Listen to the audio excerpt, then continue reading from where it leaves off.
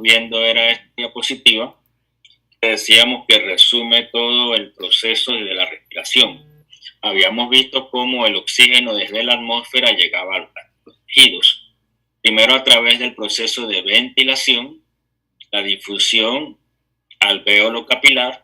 Una vez que entraba a través de los capilares, llegaba a la sangre, era transportado, que es el tercer paso, en forma unida a la hemoglobina y también disuelto en el plasma. De regreso decíamos que la célula respira. La célula cuando respira produce CO2.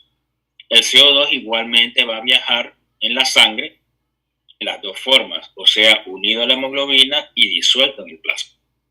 Y una vez que esa sangre venosa llega al corazón derecho, ventrículo derecho, bombea hacia el pulmón. Y allí tenemos la difusión en sentido inverso, es decir, va a difundir el CO2 desde la sangre hacia los alvéolos. Y desde allí es eliminado entonces a través de la expiración hacia la atmósfera. Además de ese proceso de intercambio de oxígeno y CO2, el sistema tiene otras funciones. Por ejemplo, ayuda a regular el pH sanguíneo.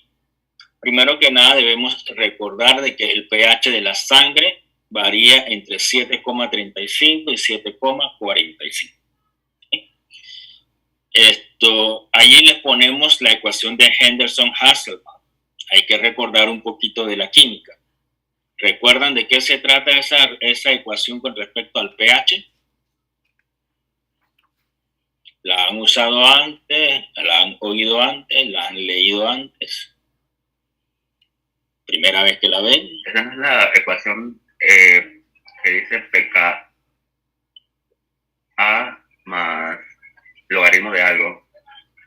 Ajá, de la concentración de bicarbonato y la presión parcial de CO2. ¿Sí? Entonces es una relación ácido-base. Dependiendo de la proporción de base y la proporción de ácido que está dada por el CO2 que se hidrata y libera hidrogeniones, va a variar entonces el pH. Ahora, en términos de mecánica, que es lo que nosotros tenemos que estudiar en la parte de biofísica, la mecánica ventilatoria puede favorecer o no la eliminación de CO2. Por ejemplo, en condiciones normales, a través de la expiración el CO2 se elimina. Siempre que eliminamos CO2, estamos eliminando hidrogeniones. Y lo contrario, si el paciente presenta alguna afección pulmonar o cardiopulmonar, esa eliminación de CO2 disminuye, se retiene CO2 y por ende aumenta la concentración de hidrogeniones en el cuerpo. Si eso es causado por un trastorno respiratorio, entonces ese cambio de pH sanguíneo le llamamos que entra en un proceso de acidosis respiratoria. Esa acidosis respiratoria se puede convertir en una acidemia respiratoria. ¿Okay? Así que eliminando el CO2, el sistema respiratorio contribuye a mantener el pH sanguíneo. La respuesta inmune va a depender de varias cosas, de los mastocitos, que hay mastocitos también incluso tisulares, macrófagos tisulares, y los llamados polimorfos nucleares, que incluye varias células blancas. Estas células tienen la capacidad de fagocitosis y encontramos algunos macrófagos tanto en los alvéolos como en las vías respiratorias, eliminando patógenos. El control de la temperatura no es fundamental en el ser humano. Sin embargo, nosotros a través de la respiración eliminamos algo de calor, muy poco, pero eliminamos.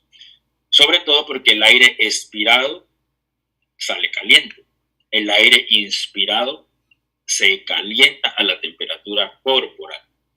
Por último, tenemos la detoxificación. Detoxificación, ¿qué significa? Eliminar sustancias potencialmente perjudiciales.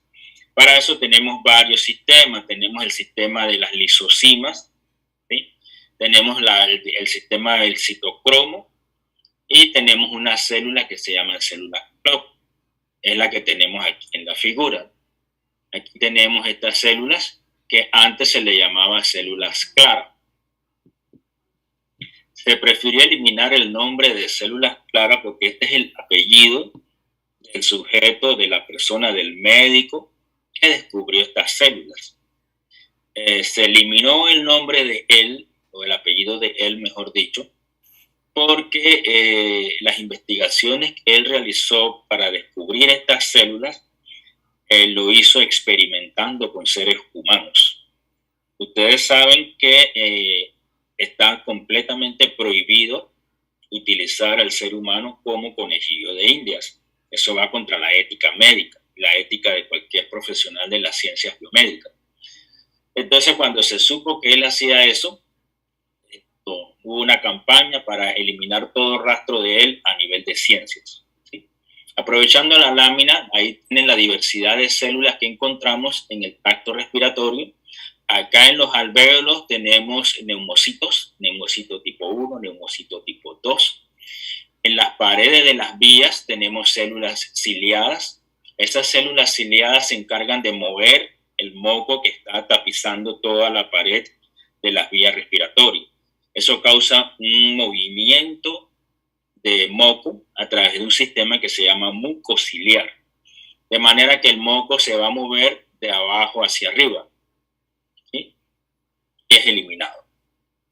Con el moco se pueden eliminar también sustancias contaminantes.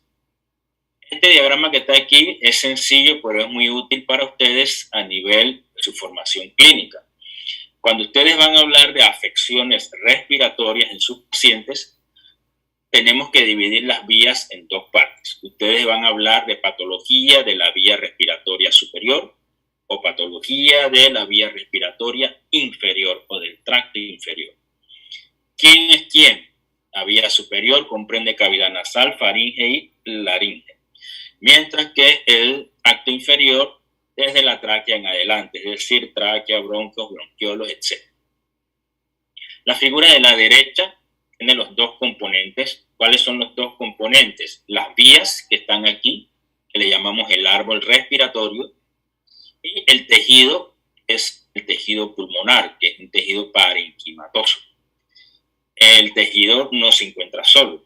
A través de todo ese sistema de alvéolos y vías respiratorias, también tenemos vasos sanguíneos, tenemos capilares pulmonares. Así que el pulmón es un órgano que está muy lleno de sangre y debe ser así porque allí es donde se oxigena la sangre. Casi siempre ponen a los alvéolos dibujados como aquí lo vemos en el recuadro, como si fuese un racimo de uva.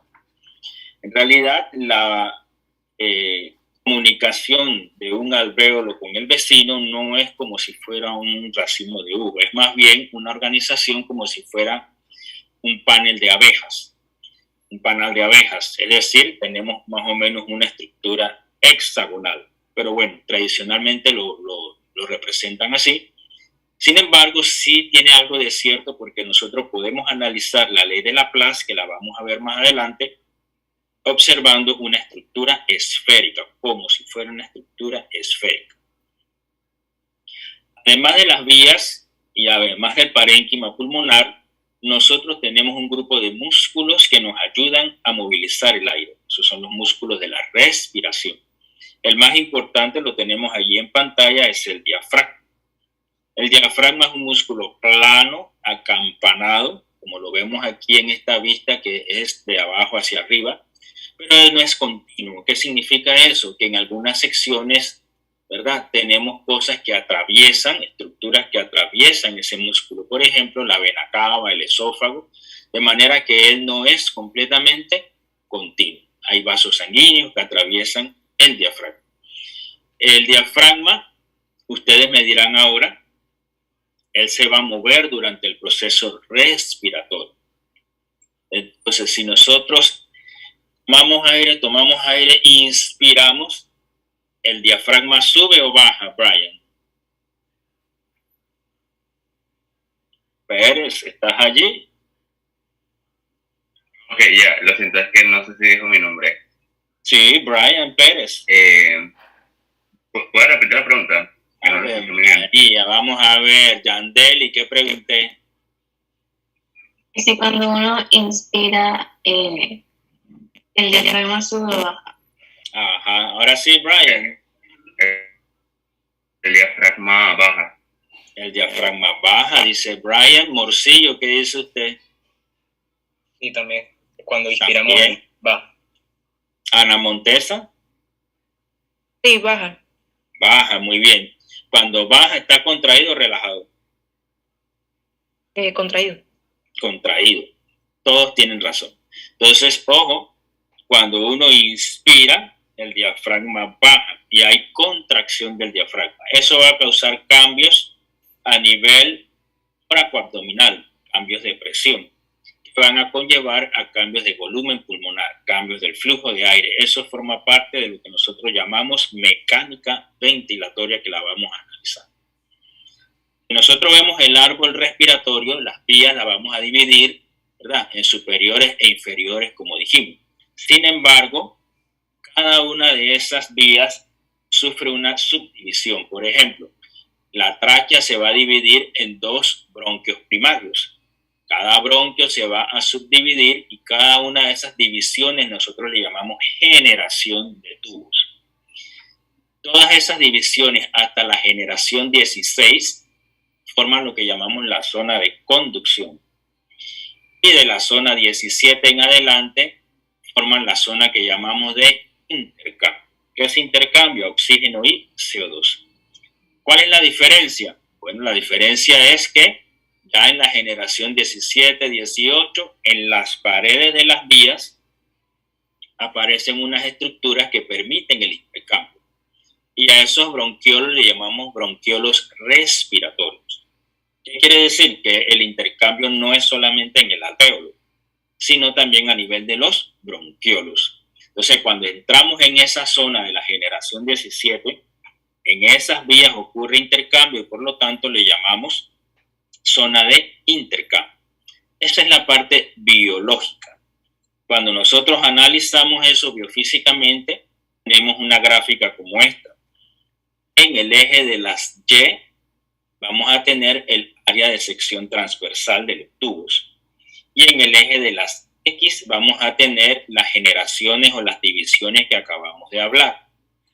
Diego, ¿qué concluye usted del análisis de esta gráfica? Diego Clua. Que a más divisiones de las vías hay una mayor cantidad, hay una mayor área de aire. Ajá, muy bien. Entonces, ¿qué quiere decir? Que a medida que yo voy dividiendo más, se va haciendo más grande ese tubo, porque No. dice que tiene mayor área. O sea, se hace más chiquito, pero más grande la cantidad que se absorbe. La cantidad que se absorbe es más grande. ¿A dónde dice allí la cantidad que se absorbe? O sea, no lo dice, pues, pero eso lo concluyo. Sí, Diego, pero ahí me hablan es del área de sección transversal.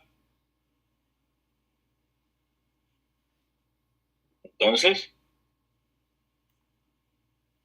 a ver, Batista, José, ¿qué concluye usted de esa gráfica?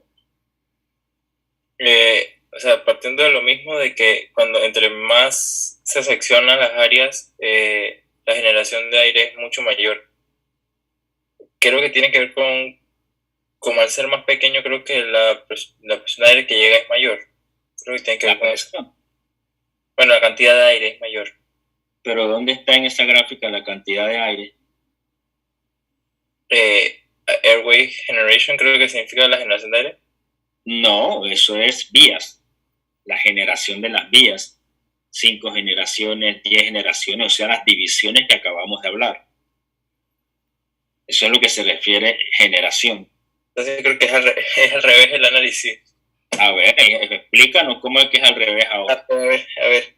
Creo que al hacerse entre mayor es la generación, mayor es la cross-sectional area, significa como la división. Área de sección transversal en centímetros cuadrados. Bueno, sí, sería entonces mayor el área de sección transversal, entre mayor se hacen las generaciones. Ok, entonces José, ¿qué significa eso de área de sección transversal?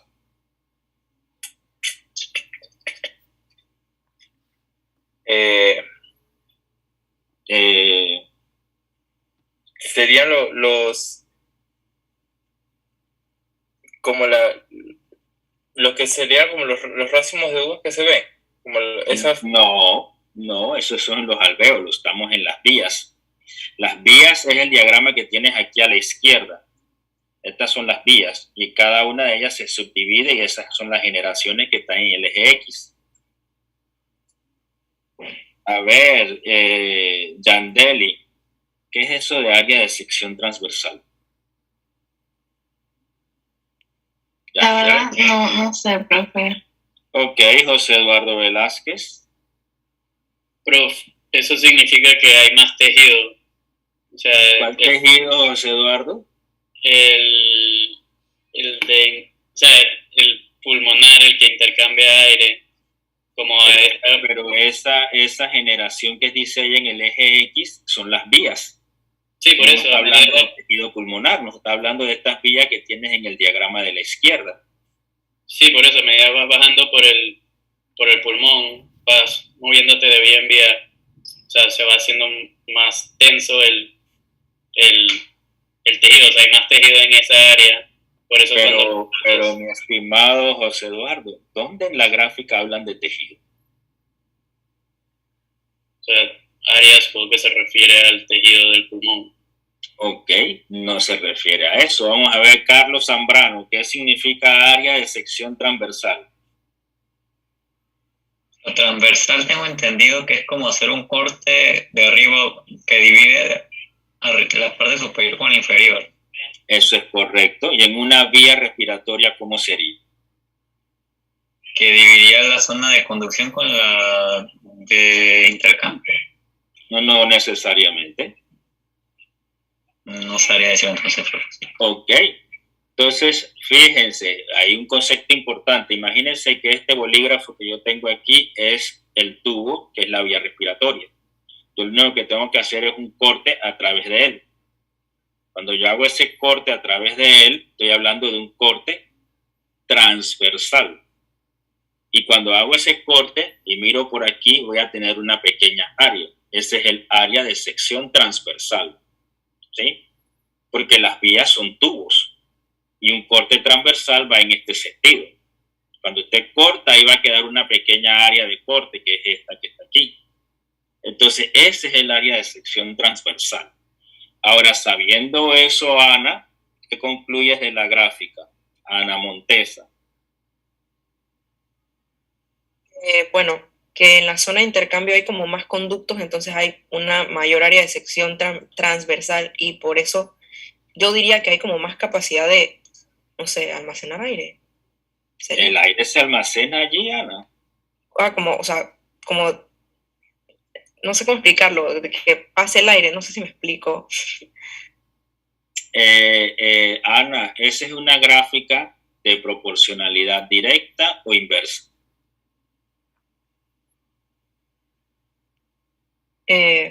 Directa. Directa, ¿cierto? A mayor cantidad de divisiones, mayor área de sección transversal, ¿cierto? Eso es lo que aprendimos en secundaria. ¿Sí? ¿Es así, Ana? Sí, profe. Ok, muy bien. Entonces, si yo tengo más divisiones y yo miro la figura de acá de la izquierda, estaría por acá abajo por la generación 18 o yo estaría por acá arriba por la generación 1.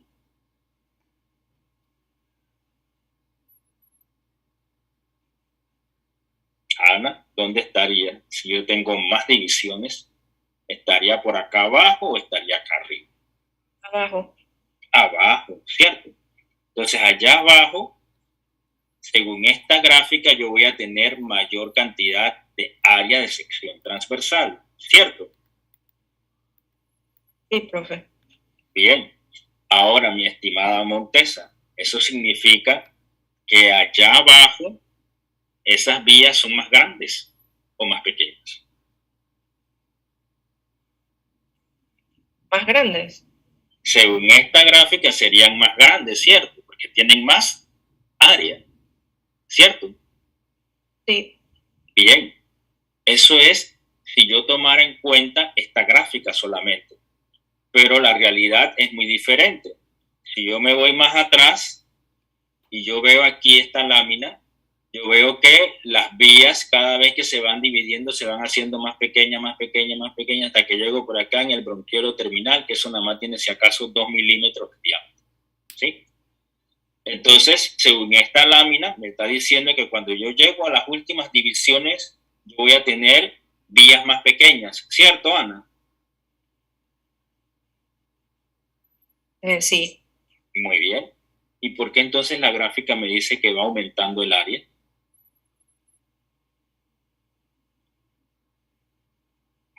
Ahí sí no sé. Ok, no te preocupes, para eso hay bastante gente. A ver, María Ábrego, ¿qué piensa usted? ¿Puedes repetir la pregunta, profe? ¿Qué piensa usted? Pero de lo que el área de sección transversal es más pequeña a medida que van aumentando las generaciones. Y la gráfica que tenemos en pantalla.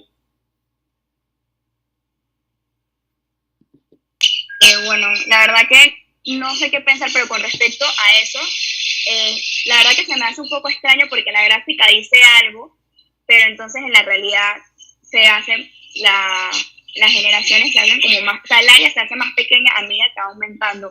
Entonces la verdad que no sé por qué sería eso. Entonces, ella ha dicho algo muy importante. Ella ha dicho, acá cuando yo examino la anatomía, o sea, la parte bio, me resulta que las áreas se van haciendo más pequeñas, las vías respiratorias se van haciendo más pequeñas. Sin embargo, cuando veo la parte física, que es la gráfica, resulta lo contrario. Y ella tiene razón de sentirse confundida. A ver, Rebeca, ¿cómo salimos de esa confusión? A ver, yo pienso que, conforme bajan las generaciones, sí se va haciendo, en la parte de biología, sí se va haciendo como más chica.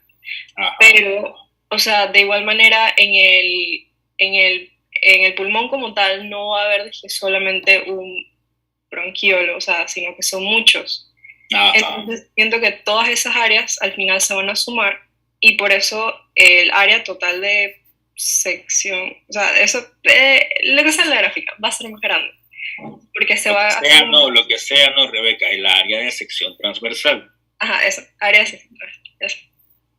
Entonces, Rebeca tiene toda la razón y nos ha aclarado, porque ella dijo una palabra clave. ¿Cuál fue la palabra clave que ella usó de Luca? Enrique. De Luca. ¿Estás por ahí? Se dio a la fuga. ¿Alguien conoce el paradero de Enrique? Problemas de internet, profe. ¿Se le fue el internet? Ok, sí. A ver, María Bordanea, ¿cuál fue la palabra clave que nos dijo Rebeca? La suma total. Exactamente, la sumatoria, la suma total. Esa es la palabra clave. Entonces, ¿qué significa? Que cuando vamos a hacer el análisis biofísico, en la parte biológica es cierto, las vías se van haciendo más pequeñitas a medida que aumentamos en generaciones. Pero la gráfica nos enseña lo contrario. Lo contrario es sencillamente por lo que dice Rebeca, que nosotros vamos sumando las áreas y van haciendo mucho más divisiones. Ellas son pequeñitas, pero la sumatoria total que acaba de decir Bordanea nos va a dar un mayor. Y allí ahora sí podemos pegar, ¿verdad?, la parte del tejido pulmonar. Al inicio la gente decía, ustedes mismos decían, que ahí yo voy a tener mayor tejido, que ahí yo voy a tener mayor tejido pulmonar, más pulmón, que no sé qué. Eso es cierto, ¿sí? Esas vías al final van a terminar en alvéolos. Así que yo voy a tener muchísimos alvéolos, porque acuérdense que el final de cada una de esas pequeñas vías son los alvéolos. Y si yo sumaría todos esos alvéolos, voy a tener mucha área o poca área. Mucha área. Mucha área. Y en los alvéolos es donde llevamos a cabo el intercambio gaseoso. En otras palabras, les pregunto yo a ustedes, una molécula de oxígeno o una molécula de CO2 comparado con el área de intercambio, ¿sería mucha área para esa molécula o poca área para esa molécula?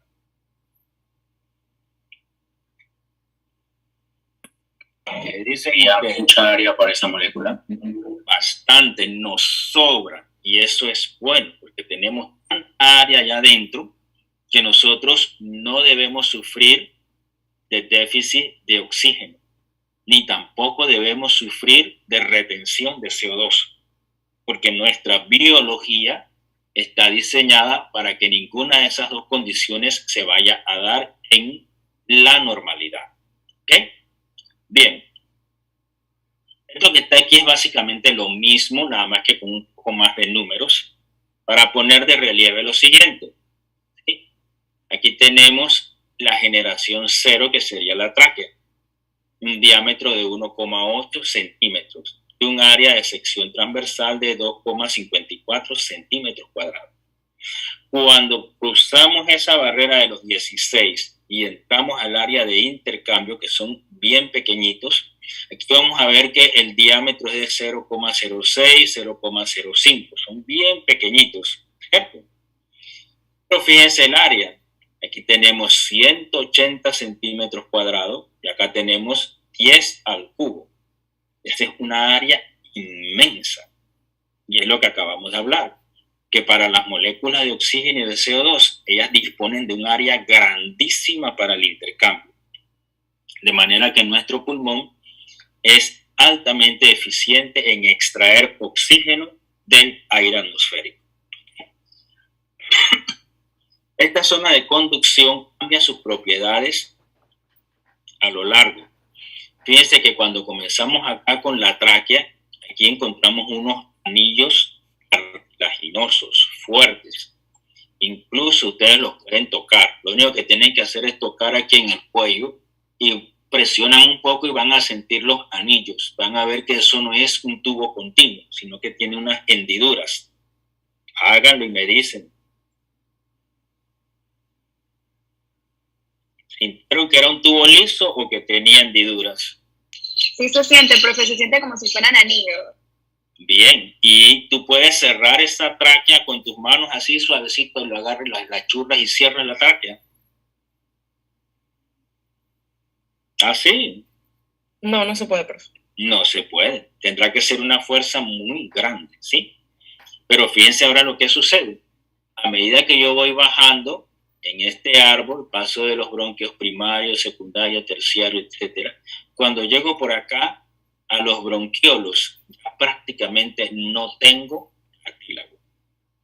Ahora lo que tengo es 100% músculo liso. A ojo, y si es músculo liso, tenemos un pequeño problema, que esa vía puede colapsar, porque el músculo liso no tiene la misma resistencia que tiene el cartílago. Entonces, ¿cuál es el problema allí?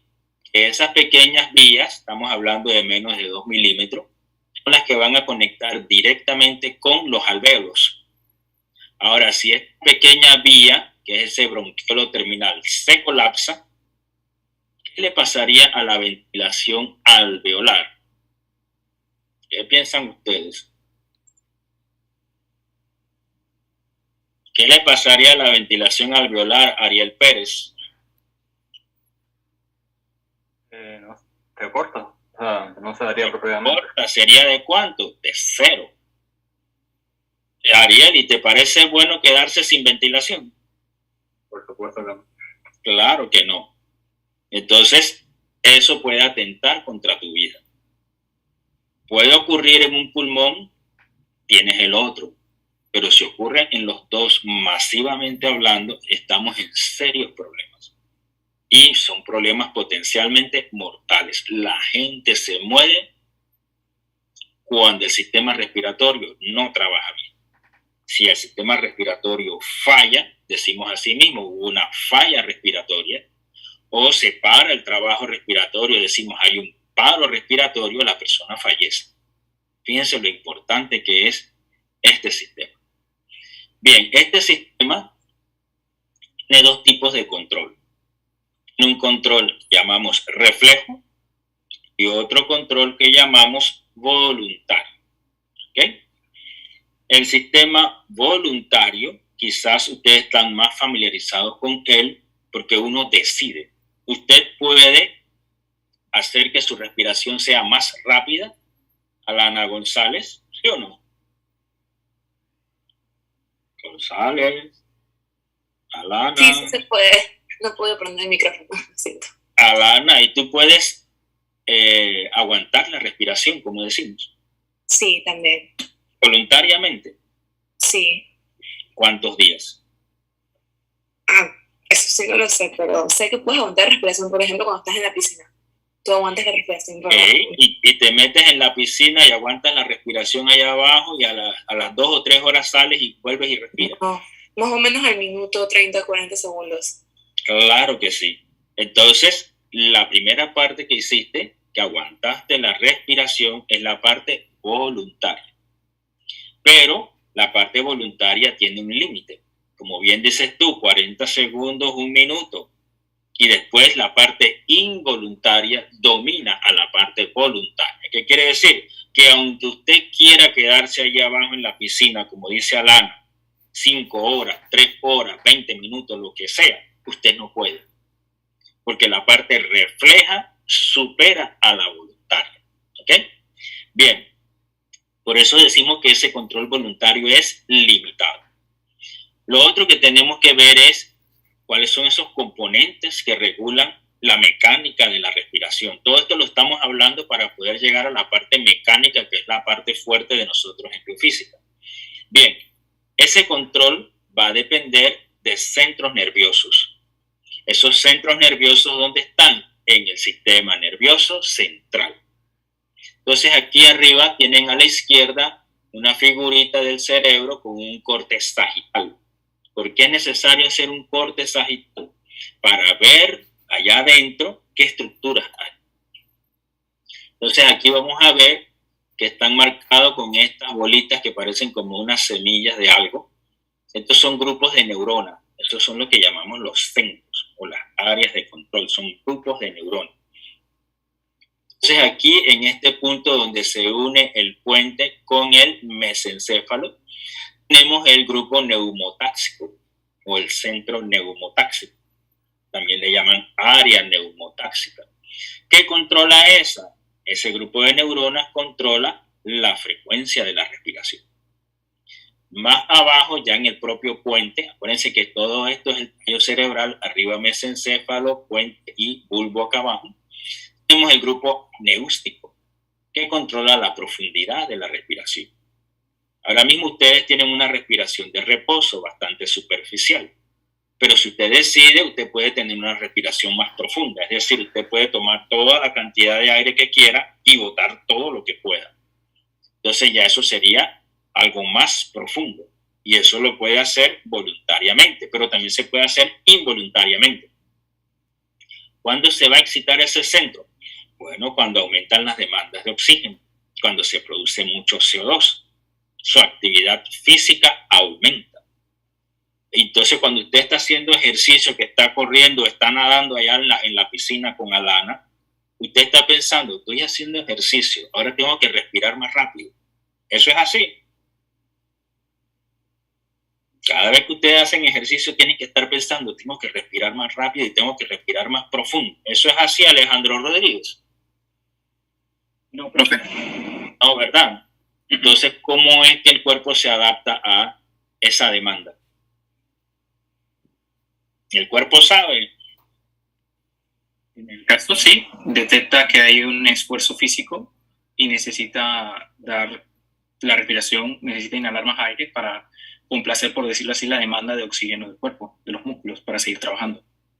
Ajá, eso quiere decir que el cuerpo sí sabe cuando necesita oxígeno. ¿Así, Alejandro?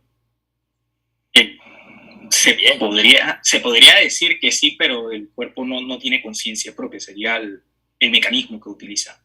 Ajá, entonces ese mecanismo, ¿verdad? Es el responsable, como bien dice Alejandro. Él no sabe nada. Ahí lo que tenemos son receptores que son sensibles a los niveles de oxígeno y de CO2. Entonces esos receptores los tenemos allá en los vasos sanguíneos, ¿sí? A nivel de las carótidas. Entonces esos receptores se excitan y mandan potenciales de acción que ya nosotros aprendimos en el tema anterior Y esos potenciales de acción llegan a estas neuronas. Y estas neuronas se excitan. Ellas entonces descargan hacia los músculos respiratorios. Y son los músculos que van a hacer entonces el trabajo. ¿Sí? Ahí participó la conciencia del dueño de los pulmones, Alejandro. No, profe. No, ¿verdad? Así que el cuerpo no sabe nada. Y lo que hay es un mecanismo reflejo. Y ese mecanismo se va a poner en marcha siempre y cuando aumente el CO2 o disminuya el oxígeno. Además de las áreas mencionadas, tenemos acá abajo en el bulbo un área inspiratoria y un área expiratoria. Entonces, este grupo de neuronas, ellas funcionan en este reflejo que acabamos de hablar, pero también se ven gobernadas por lo que llamamos los centros superiores. Acá arriba, lo que vemos en el dibujo de la izquierda, toda la corteza cerebral, hay una parte de la corteza motora, una parte consciente. Ahora sí, en esa parte consciente, Alejandro, usted puede decir, bueno, yo no quiero respirar más, y detiene la respiración. ¿Lo puedes hacer, Alejandro, sí o no? Sí, ahí aguantamos la respiración. En el agua. Y tú puedes decidir que quieres respirar más rápido y más profundo, ¿sí o no? Sí. Claro que sí. Eso lo podemos hacer, pero vuelvo y repito, de manera limitada. No lo podemos hacer por mucho tiempo. Porque a medida que pasa el tiempo, ¿qué pasa con el CO2? ¿Aumenta o disminuye en nuestro cuerpo? Aumenta. A medida que pasa el tiempo. ¿Por qué aumenta el CO2? Esto es en las en la hiperventilación es que tienes mucho oxígeno. Perdón, disminuye. El CO2 tiende a disminuir a lo largo del tiempo. ¿De dónde viene ese CO2 que hay en nuestro cuerpo? El que va en la sangre. ¿De dónde viene? ¿Qué piensan ustedes? Ahora, gracias al Espíritu Santo. A ver. ¿De la respiración celular? Claro que sí. Entonces, como bien dice José Araúz, las células respiran. Si ellas respiran, consumen oxígeno y producen CO2. Entonces, nosotros constantemente, a través del sistema respiratorio, tenemos que eliminar ¿quién? El CO2. ¿Por qué hay que eliminar el CO2 después de todo? Sabe mal, es feo. Es tóxico. Es tóxico. ¿Y cómo es que es tóxico, Alejandro? ¿Cómo tu cuerpo se intoxica con el CO2? Pura química. Incrementa el pH. Incrementa el pH, dice José Eduardo. ¿Cómo el CO2 aumenta el pH, José Eduardo? Vamos a regresar a la química de secundaria. Cuando se mezcla en la sangre, se hace ácido carbónico. Ajá. ¿Y ese ácido carbónico cómo aumenta el pH? Hace la sangre más ácida. No. Sí. O sea, sí. ¿Cómo es la cosa, José? Disminuye el pH, perdón. Ahora sí. Ya los demás, a Carlos, Diego y José Araúz, le estaban dando así como que un ataque de ver la respuesta de José Eduardo. José Eduardo, disminuye el pH. ¿Sí? Entonces, esa disminución ahora hace que nuestro organismo esté lleno de hidrogeniones. Bueno, ¿y eso por qué es tóxico? Porque sí. Diego, eso es cierto. A ver, dale, Leonardo. Porque el cuerpo tiene varias sustancias que necesita para su correcto funcionamiento. Y estas sustancias, o sea, las proteínas, necesitan un pH específico. Y si hay modificaciones en el pH, no se puede dar funcionamiento correcto. Claro, y dentro de ese grupo de proteínas, ¿cuáles son esas que son claves en el metabolismo? Las hidrolasas. Las enzimas, entre ellas hidrolasas y la que tú quieras, las enzimas. Entonces, nuestro sistema, nuestro metabolismo es a base de reacciones enzimáticas. Eso es lo que nos lleva al colapso, Alejandro y José Eduardo. Eso es lo que nos lleva al colapso. Y es tan malo que fíjense ahora el rango de pH de 7,35 a 7,45. Ese es un rango muy amplio o muy estrecho. Muy estrecho. Claro.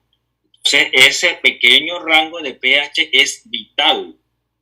Si ese rango va bajando de 7,35, nosotros estamos en serios problemas. ¿Y el pulmón puede hacer eso? Claro que sí. Porque si el pulmón no funciona bien, el sistema respiratorio no funciona bien, no podemos eliminar el CO2. Y se produce una cosa que se llama hipercapnia. ¿Qué significaría hipercapnia?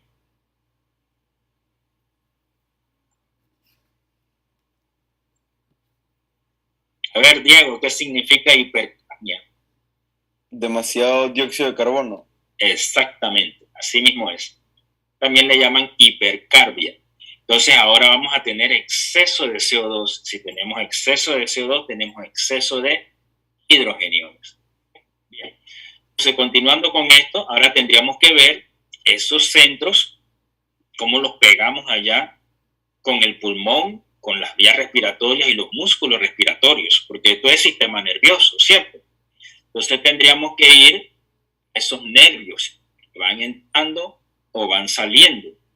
Entonces, aquí en estas láminas tenemos algunos de ellos. Fíjense que salen de aquí del sistema nervioso central, de esas estructuras que mencionamos, y van bajando esas neuronas y van a los músculos. Por ejemplo, algunos van a viajar a través de los nervios espinales. Estos nervios espinales van a ir a los músculos que tenemos entre las costillas, los intercostales. Hay otro grupo que va a viajar dentro de lo que conocemos como el nervio frénico. El nervio frénico sale aquí a nivel cervical y él es el principal que inerva al diafragma. Y el diafragma es el principal músculo de la respiración.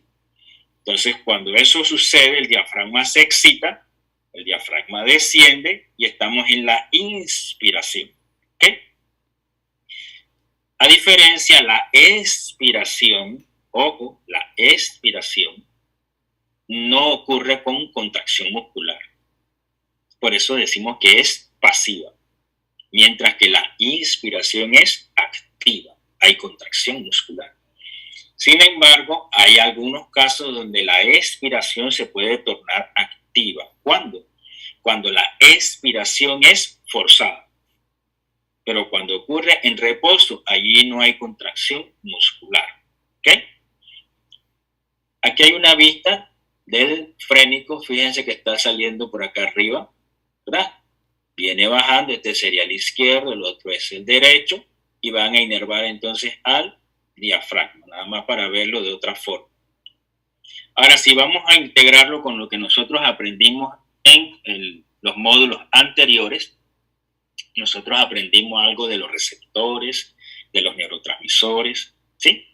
Entonces, fíjense, aquí tenemos el sistema respiratorio muy esquematizado, aquí están las vías, aquí está el tejido pulmonar y aquí están los músculos, el diafragma y los intercostales. Ese es el conjunto que nosotros vamos a lidiar durante esta y la próxima semana.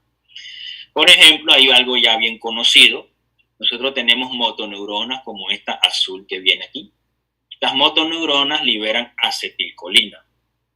Y la acetilcolina tiene receptores en el músculo estriado esquelético, que es este que está aquí. ¿Cuál es ese receptor de acetilcolina a nivel del músculo esquelético?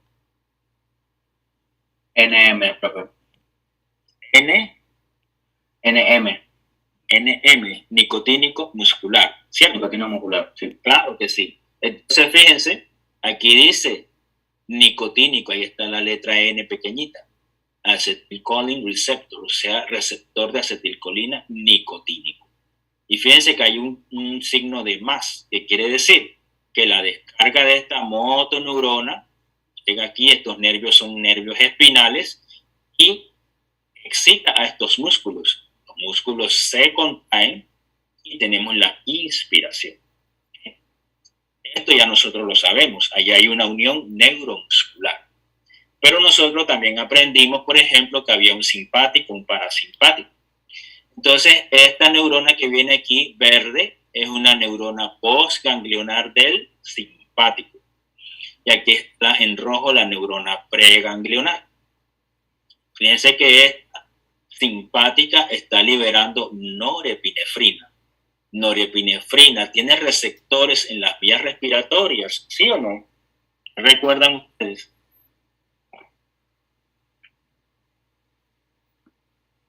¿No se acuerdan? ¿Cuáles son los dos tipos de receptores de adrenalina? Puga y Tati. ¿Se durmió? ¿Se fugó? No, aquí estoy perfecto. Ah, ok. Alfa y beta.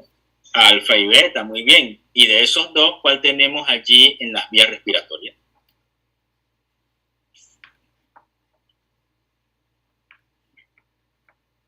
Tarararán. Tati llegó con una pequeña amnesia. A ver, Ariel Pérez, ¿te acuerdas? Sería el alfa. ¿Cuál? Beta, profe. Beta. Y Tati, beta. Hay beta 1, beta 2, beta 3. ¿Tiene el 1, tiene el 2, tiene el 3 o tiene de los 3?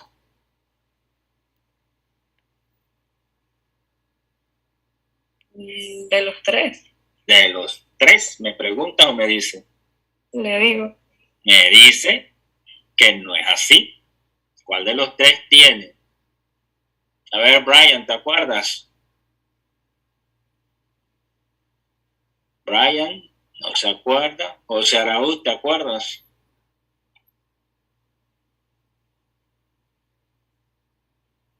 José, no se acuerda. Raúl Díaz, ¿te acuerdas? Me parece que es el tipo 3. Tipo 3. Y ese no es. ¿Sí? Profe, ¿no es el beta 2? Ese mismo, el beta 2. Y cuando la norepinefrina se une al beta 2 de las vías respiratorias, ¿el efecto es excitador o es inhibidor? Inhibidor. Inhibidor. Y si es inhibidor, el diámetro de la vía aumenta o disminuye. Disminuye. Disminuye, o sea que se contrajo. Ah, no, aumenta. Se relaja porque es inhibidor, ¿cierto? Entonces, mira, ahí te lo dice, ¿ve? Ahí hay un signo negativo. ¿Lo estás viendo? Quiere decir que el efecto en la vía es un efecto inhibidor mediado por beta 2. Me dirán, pero ¿por qué tanto detalle? Bueno, porque medicina es así. Ustedes van a usar un medicamento que actúa sobre estos receptores en el tratamiento del paciente asmático. ¿Qué les parece? Así que sí hay que sabérselo, ¿sí? Entonces, fíjense, también tenemos aquí nuestro nervio maravilloso que es el frénico, esta otra motoneurona, y aquí tenemos receptor nicotínico muscular que es en el diafragma. Tenemos la misma cosa que tenemos acá, son dos neuronas azules. Acá tenemos al vago, ¿sí? Viene bajando, y el receptor es alfa, ¿sí? No tiene receptores alfa, tiene fibras que son A delta, ¿sí? Y sus receptores aquí son muscarínicos. Fíjense que aquí tenemos que sale acá de una cosa que se llama el núcleo del tracto solitario, NTS, eso está allá en el núcleo cerebral. Hay otras fibras que vienen aquí, ese NA, ese es el núcleo ambiguo, viene bajando junto con el vago, ¿sí?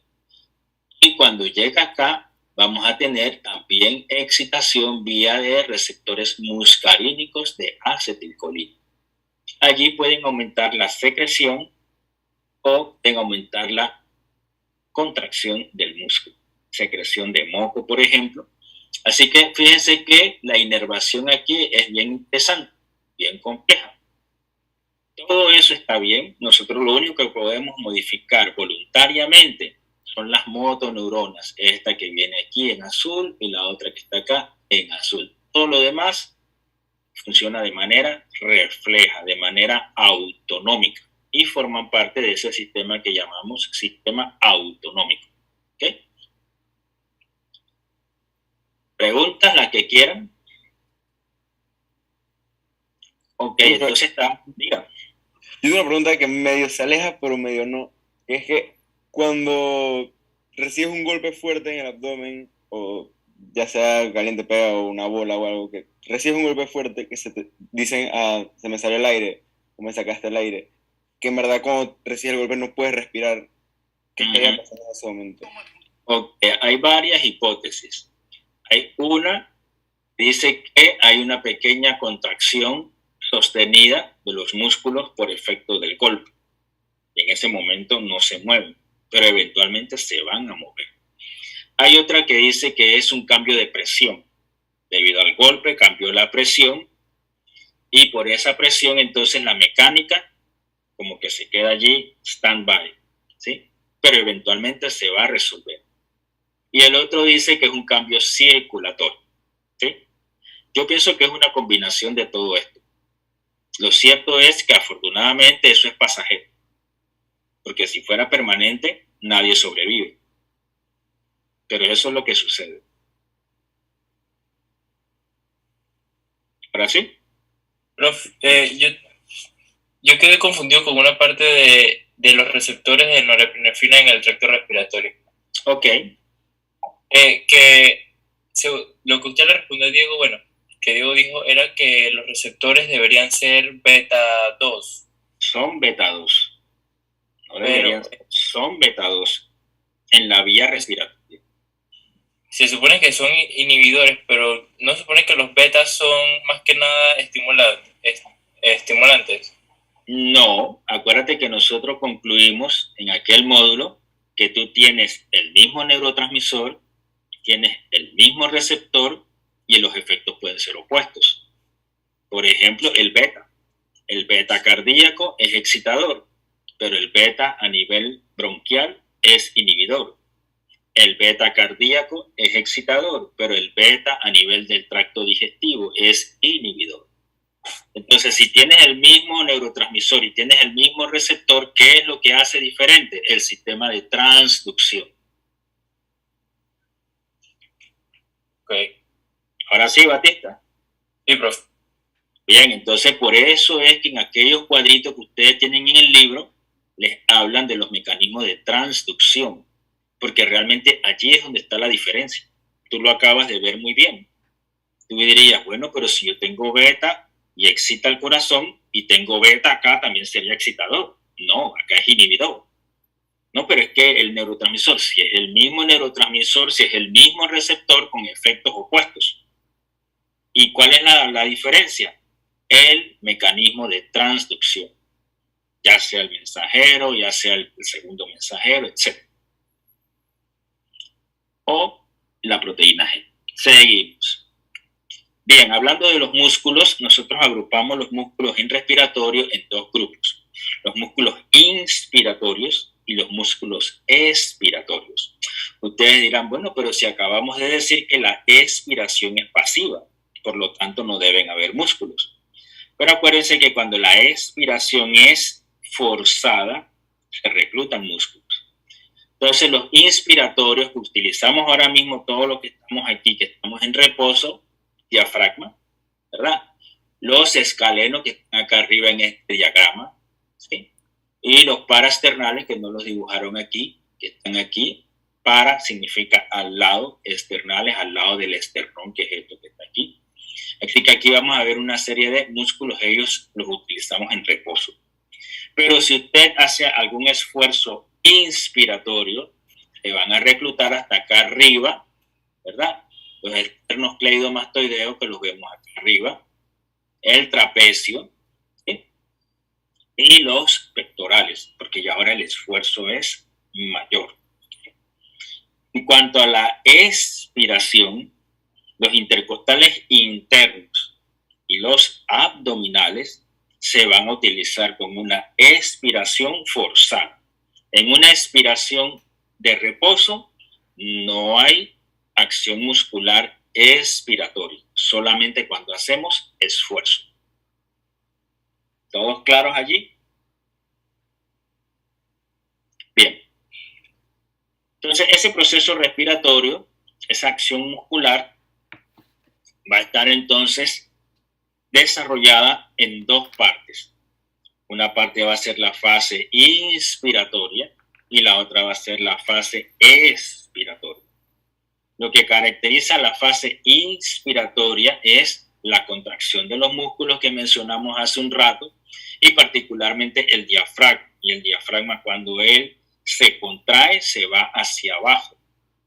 Cuando él se va hacia abajo, ahora aumenta el volumen en la caja torácica. Estamos en inspiración. ¿Cómo aumenta ese volumen? Sencillamente hay un cambio de presión. Entonces ese cambio de presión hace que aumente el gradiente de presión. ¿Entre quién y quién? Entre el interior de las vías respiratorias, particularmente allá en los propios alvéolos, o sea, la presión intraalveolar, y la presión que está afuera, que es la presión en el ambiente. Entonces ahora afuera yo voy a tener mayor presión, adentro voy a tener menor presión. Y eso hace que el aire sencillamente fluya según el gradiente de presión. Sería entonces desde afuera hacia adentro. ¿Cuándo va a terminar eso? Cuando las presiones se igualan y ya no hay gradiente. Pero a la vez que está sucediendo, el diafragma ya no llega más abajo. Ese diafragma no llega hasta los pies, ¿verdad? Él tiene un límite. Así que cuando se alcanza eso, decimos que llegamos al final de la inspiración. Una pequeña pausa allí, que le llamamos así mismo pausa inspiratoria, y luego viene la expiración. El diafragma, como lo vemos aquí en la figura de la derecha, se relaja. Cuando él se relaja, él asciende. Ahora se va a ejercer mayor presión aquí. Afuera vamos a tener menor presión comparada con la interna. Y ahora se invierte el flujo. Ahora el flujo va a ser de adentro hacia afuera. Y ese ciclo se va a repetir. ¿Cuándo ese ciclo comenzó? ¿Algún día? En el nacimiento. En el nacimiento. ¿Con qué comenzó? ¿Con una inspiración o una expiración? Inspiración. ¿Con una? Inspiración. Inspiración, muy bien. ¿Y cuándo termina, José? Cuando nos morimos.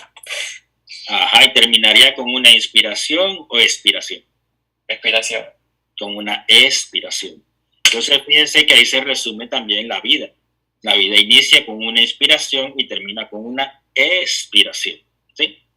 Entonces, ¿qué vamos a ver nosotros en este módulo? Vamos a ver esto que está aquí, la caja torácica, el trabajo de los músculos respiratorios, los cambios que vamos a tener adentro del pulmón, adentro del alvéolo, y eso cómo va a variar durante estas dos fases del ciclo respiratorio.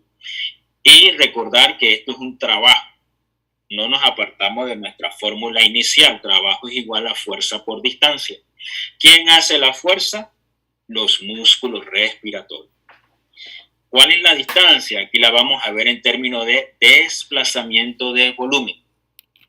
Así que la fuerza muscular por el delta V, que sería el cambio de volumen, eso va a representar el trabajo respiratorio.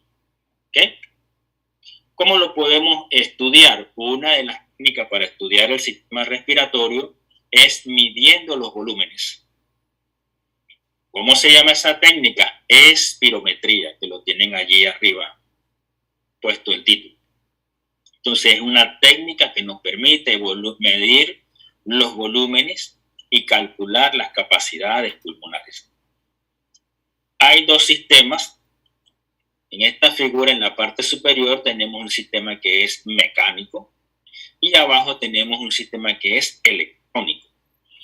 El de arriba es un sistema bastante sencillo, pero es muy útil en términos de didáctica, en términos de enseñanza. Este es un sistema donde tenemos aquí un cilindro que está lleno de agua. Estos cilindros en la literatura de respiratorio le llaman campanas, pero es un cilindro. Y hay otro cilindro que está metido dentro de este que no tiene agua, sino que tiene aire. Entonces el sujeto se conecta por esta manguera que ustedes ven allí y respira del aire contenido en este cilindro que está invertido. Entonces, cuando el sujeto inhala, o sea que toma aire, la cantidad de aire en este cilindro disminuye. Entonces, el cilindro baja. Cuando él baja, él está acoplado a un sistema de plumillas, y cuando él baja, la plumilla sube. Y cuando él sube, él va a inscribir una curva que es la fase inspiratoria. Esa curva le llamamos espirograma. Es la figura que ustedes tienen aquí a la derecha.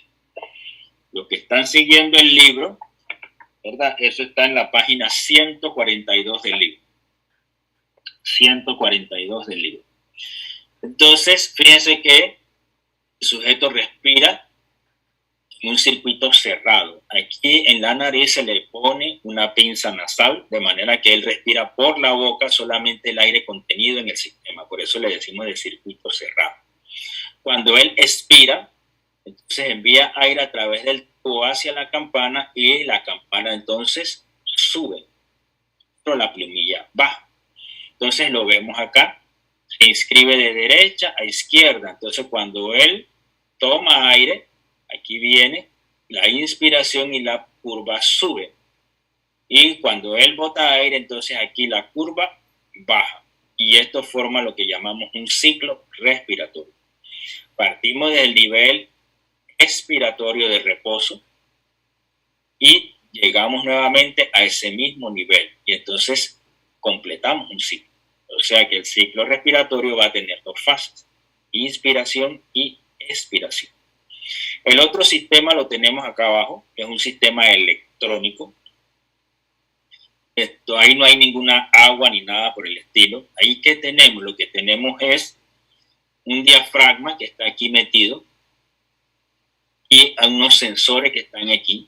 Y esos sensores se activan de acuerdo a la cantidad y la velocidad del aire que pasa a través del sistema. Entonces, esta boquilla va en la boca del sujeto, en eso se parecen, que es por la boca, y la persona respira por aquí. Van a haber cambios en los dispositivos y eso genera una señal eléctrica. Esa señal eléctrica va entonces a una computadora o a un sistema de registro y se inscribe también un espirograma. Nada más que acá el sistema es electrónico. ¿Okay? De esa manera nosotros podemos medir los volúmenes y eso nos permite calcular las capacidades. Entonces, en un espirograma estándar, esto es lo que vamos a encontrar. Este pequeño volumen que nosotros movemos en reposo es lo que llamamos el volumen corriente. Lo abreviamos VT o VT. Algunos le dicen volumen tidal. Eso no es en inglés ni en español. ¿Sí? En inglés es tidal volume y en español es volumen corriente. Entonces, ese volumen corriente es de 500 mililitros, es el que movemos en cada ciclo en una respiración de reposo. Sin embargo, si nosotros ahora hacemos una expiración forzada, botamos todo lo que podamos, máximo, todo este aire que estamos moviendo aquí extra, es el volumen de reserva expiratorio y es de 1,2 litros y lo abreviamos ERB. ¿Sí? Si ahora nosotros hacemos lo contrario, hacia arriba, vamos tomando, hacemos una inspiración más fuerte y llegamos al máximo de esa inspiración, entonces hemos movido el aire que está aquí, que es el IRB, o sea, el volumen de reserva inspiratorio. Hay un volumen de aire que nosotros no podemos mover, siempre se queda allá en el pulmón. ¿Qué quiere decir? Que aunque usted haga un esfuerzo máximo expiratorio, todavía le va a quedar aire en el pulmón. Y es este volumen que tenemos acá abajo. Fíjense que aquí la persona está haciendo un esfuerzo expiratorio, bota todo lo que puede, llegó al máximo de la expiración y acá le quedaron en el pulmón, le quedó en el pulmón este pequeño volumen que está aquí y le llamamos a sí mismo volumen residual. Y es de 1200 mililitros. Lo abreviamos RB, volumen residual. Entonces ahí tenemos los 4 volúmenes básicos, que le llamamos volúmenes estáticos. tenemos el IRB, el RB, el ERB y el RB. Si yo sumo los 4 volúmenes, yo voy a tener todo el volumen del pulmón, pero no le puedo llamar volumen porque yo estoy sumando cada uno de ellos. Entonces, cuando yo sumo volúmenes, tengo que decir que eso se llama capacidad. Entonces, hablo de una capacidad pulmonar total, que es la que vemos acá arriba, la TLC. Si se fijan, está sumando el IRB, que es este que está aquí, el volumen corriente que está aquí, el volumen de reserva expiratorio y el volumen residual. Así que la suma de los 4 volúmenes estáticos me va a dar la TLC. Si yo solamente sumo el IRB, el volumen corriente y el ERB, me va a dar la capacidad total. Hay otra muy importante que es la FRC. FRC es la capacidad residual funcional. Ese va a ser la suma del ERB y el volumen residual, que también es muy importante y después lo vamos a discutir. Entonces, estos son volúmenes y capacidades pulmonares. Ellos van a tener cierto rango de valor para considerarlo normal. Los hombres generalmente tienen volúmenes mayores que las mujeres, pero también puede diferir entre los hombres, dependiendo de qué, de la antropometría. ¿Eso qué significa? Peso y talla del sujeto, grupo étnico. ¿Sí? No es lo mismo un caucásico que mide casi 2 metros a uno que sea indioamericano, o sea aborigen, o sea originario, que mide 1,55 m. Las vías son diferentes, las capacidades son diferentes. Entonces, estos números que estamos aquí hablando toman como referencia lo que llamamos el hombre normal, el hombre de referencia, el hombre fisiológico. ¿Ese cuál es? El que tiene una estatura de 1,7 metros y un peso de 70 kilogramos. Entonces, para esa persona son estos valores. Pero no quiere decir que si usted no tiene esos valores exactos, usted es anormal o está enfermo, para nada. ¿Ok? Pregunta de los volúmenes estáticos y las capacidades. El volumen residual es de igual de 1.2 igual que el del volumen respiratorio. Sí, el RB es igual a RB.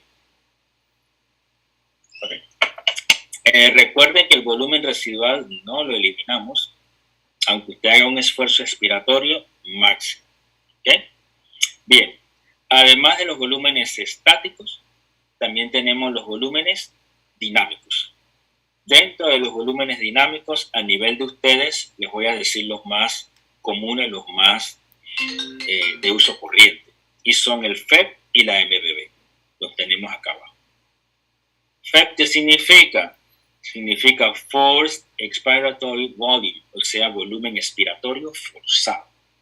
Pero también se le conoce como capacidad vital cronometrada, cualquiera de los dos nombres.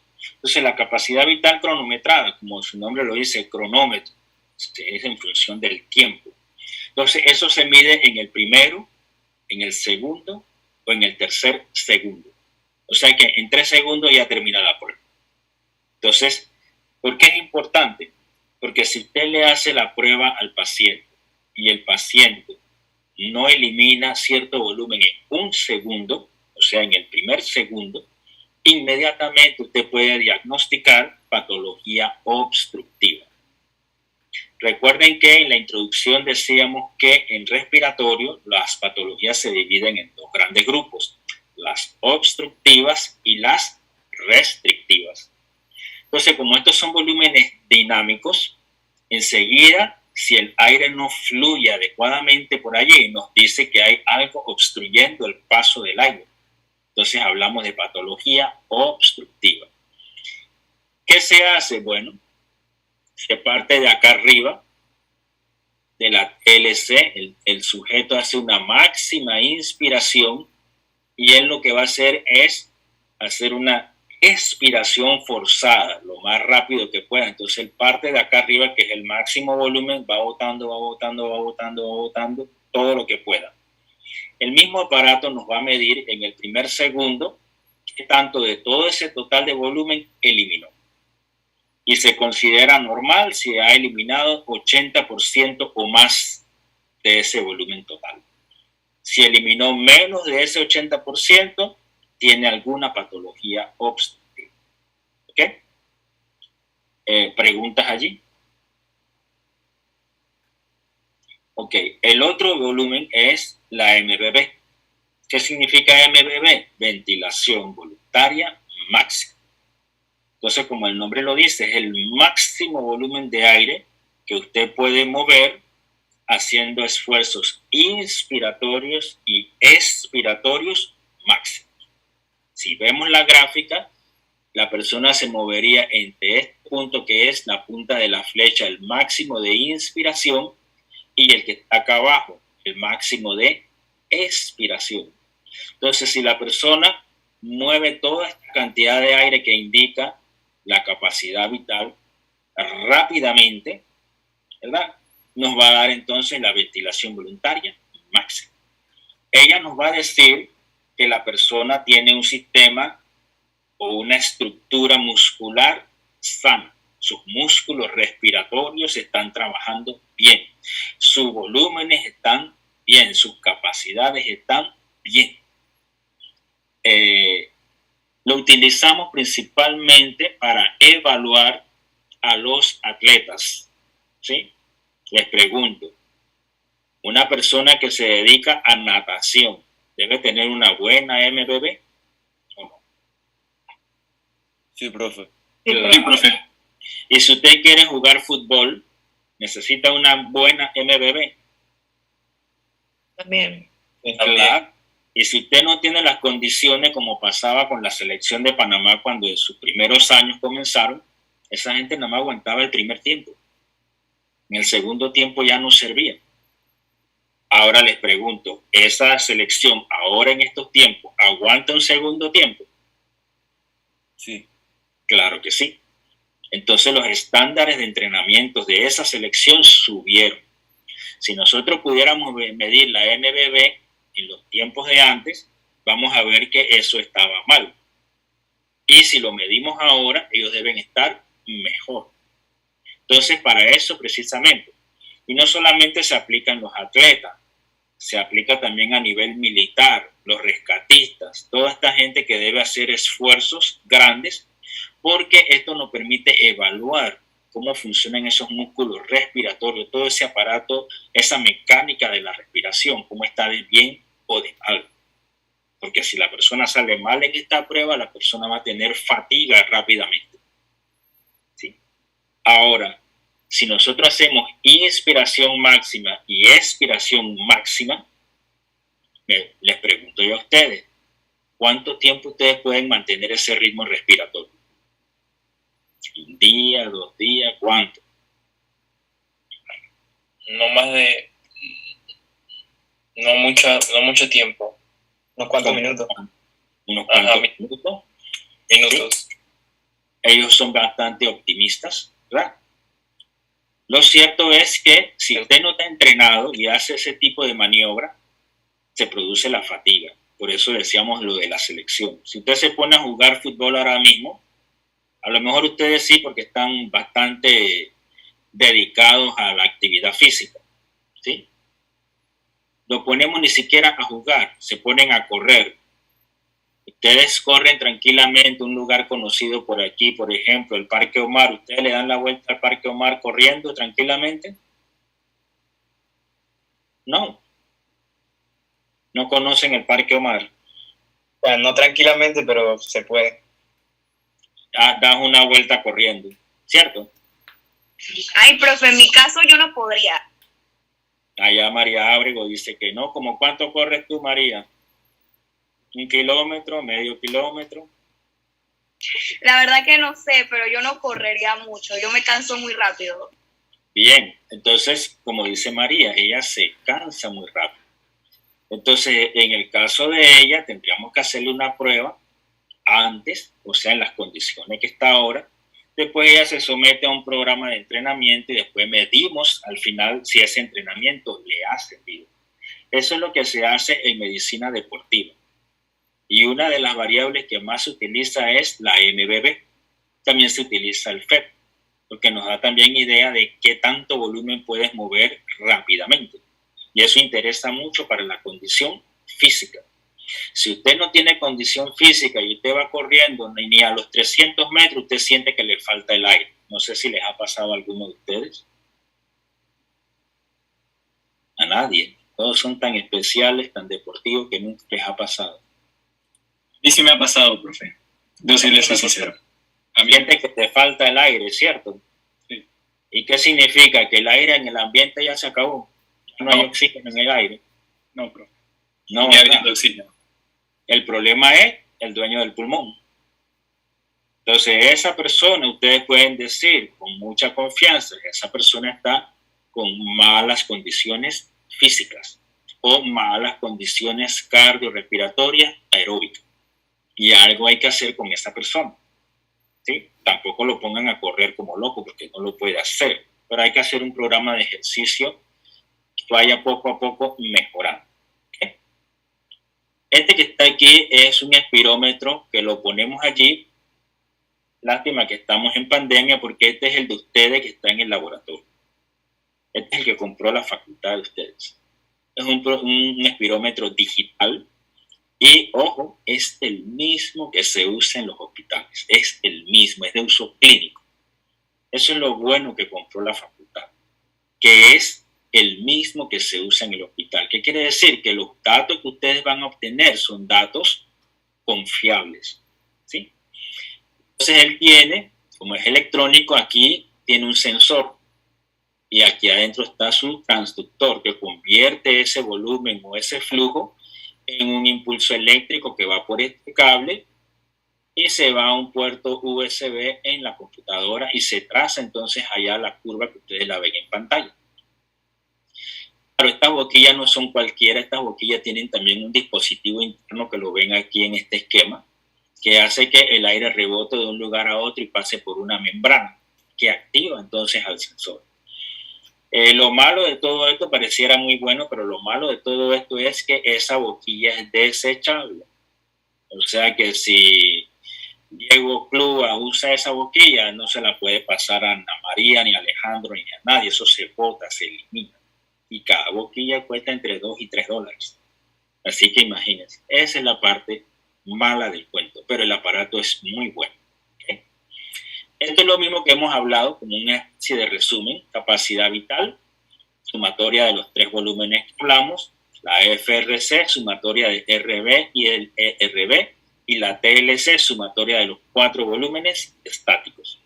Acá a la derecha lo que vemos es lo mismo, pero en un esquema.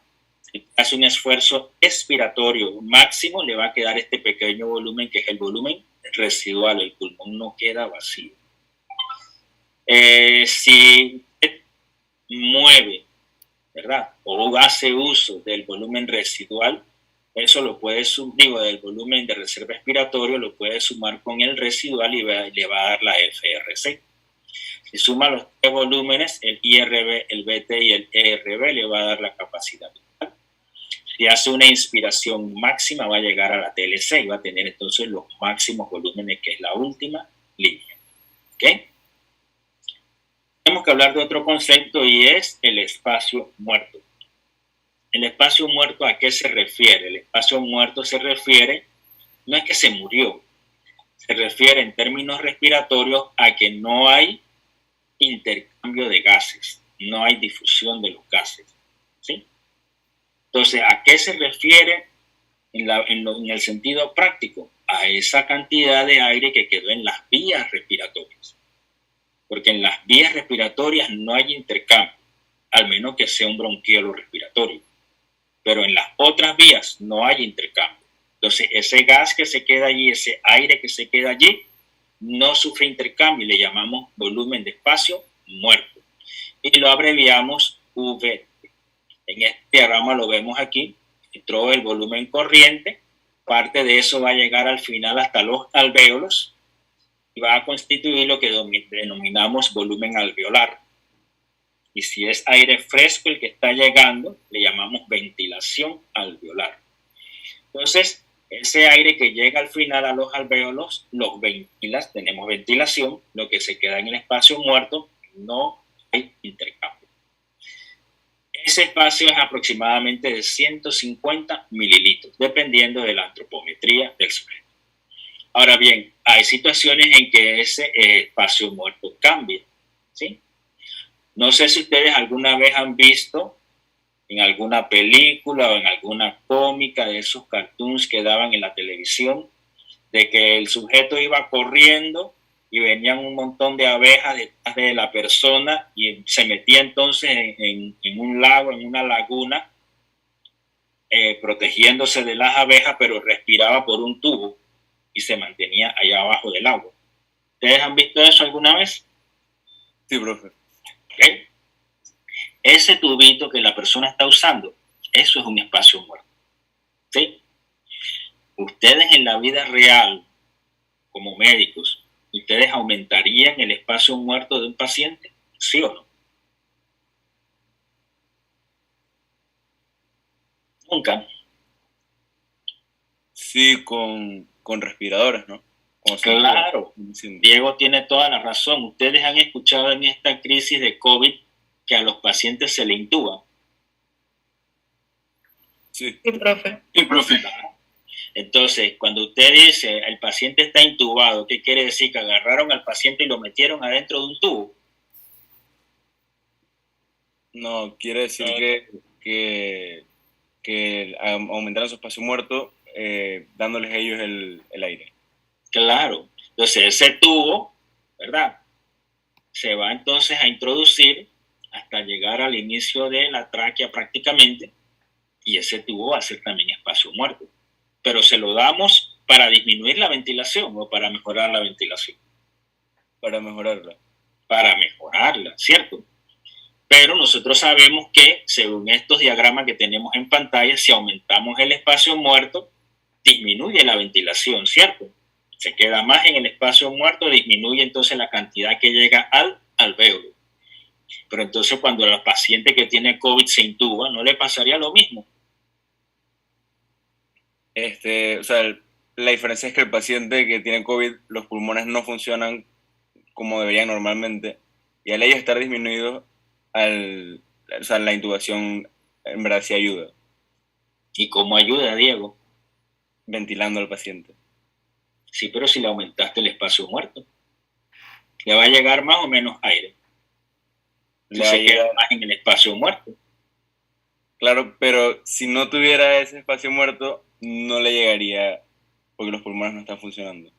Ajá, entonces ahí hay un dato. Primero que, como bien dice Diego, los pulmones no están recibiendo ya de oxígeno. Ahora hay otro dato, Diego. Esos tubos generalmente van conectados a un ventilador. ¿Se acuerdan de los ventiladores de $48,000? Sí. Claro, ¿sí? Entonces, esos ventiladores, ese es el trabajo que van a hacer. Van a enviar ese aire, pero con cierto grado de presión. Y eso asegura que llegue entonces hasta los alvéolos. Claro, no vamos a meterle ahí demasiado. Porque si le metemos demasiado, ¿qué va a pasar, Diego? Vamos a llegar al límite de la capacidad pulmonar y vamos a hacer más daño. Claro, así mismo es. Entonces, ese espacio muerto, claro que lo vamos a aumentar, pero ese efecto es contrarrestado por los ventiladores. E incluso hay unos ventiladores que le llamamos ventiladores inteligentes. Saben hasta más que ustedes. Con eso ustedes pueden ajustar frecuencia respiratoria y volumen corriente, de acuerdo a las necesidades del paciente. Entonces, si usted se equivoca en alguna parte, el aparato tiene la capacidad incluso de corregir. Miren ustedes hasta dónde llega el asunto. Que eso está muy bueno. ¿Okay? Bien, entonces, algunas veces hay que aumentar ese volumen de espacio muerto, pero ya sabemos que eso es compensatorio. También hay otras circunstancias en la vida real. Por ejemplo, si nosotros vamos a hacer pruebas respiratorias, aunque no sea intubación ni nada de aquello, ese espirómetro cuando se conecta también está aumentando el espacio muerto. ¿Sí? Seguimos. Bien. Yo llegué esta mañana a esta diapositiva con el otro grupo. Ya nos pasamos un poquito, pero estábamos recuperando los minutos que nos quitó el otro grupo. José Batista, investiga quiénes son los responsables de esa cosa del tiempo. Ya pregunté y ni ellos mismos saben si son un grupo de tecnología médica o si es un grupo de medicina. No ni ellos saben. Ellos no tienen control de ese salón. Se supone que deberían tenerlo, pero pues no sé. Una me dijo no, que es un grupo de tecnología médica que no salió, y el otro me dijo no, que es un grupo de medicina de primer semestre que no salió del aula. Entonces, como no sé a quién creerle ya. Pero bueno, mira, tú nos dijiste que entráramos con el mismo ID y nos ha funcionado. ¿Podemos seguirlo usando?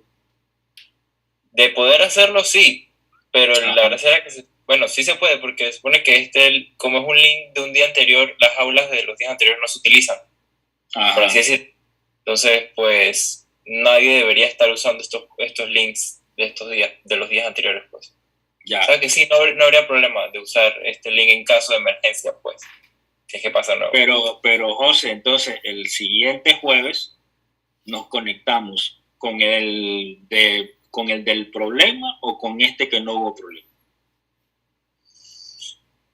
Confiando en que no pase nada, confiando en que no pase el problema nuevamente, podemos conectarnos con el otro. Yo voy a tratar de conectarme al menos unos 2-3 minutos antes, y si veo que está el problema, de una vez les escribo y les digo que se conecten a esto. Ok, ojalá que no pase y que esta gente puedan arreglar el problema. Bien, lo que tenemos aquí en pantalla para ir cerrando es las leyes de los gases que ustedes aprendieron en química. Se las voy a dejar el fin de semana que ustedes repasen esas leyes de los gases, y entonces el martes que yo los veo a ustedes, seguimos entonces con esta diapositiva que está en pantalla. ¿Servidos, pues? Muchas gracias, profe. Nos vemos, profe. No, profe.